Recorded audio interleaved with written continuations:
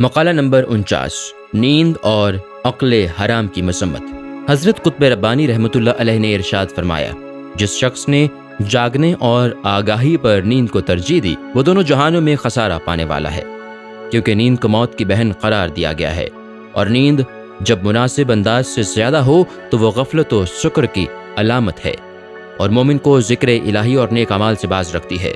Knees नींद की कसरत से दिल सख्त और तारीक हो जाता है।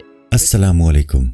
पूरी किताब देखने के लिए हमारे यूट्यूब चैनल सूफी समा की प्लेलिस्ट में जाएं। यहाँ आपको मुख्तलिफ बुजुर्गों की किताबें मिलेंगी और जो किताब पूरी ना हुई उस पर काम तेजी से हो रहा है और रेगुलर बेसिस पर अपलोड होती रहती हैं। आपसे गुजारिश है कि आप हमारे यूट्यूब चैनल को सब्सक्राइब कर लें और बेल नोटिफिकेशन पर क्लिक कर लें ताकि हमारी आने वाली किताबें आपको मिलती रहें। जज़ाकुल्लाहु खैर।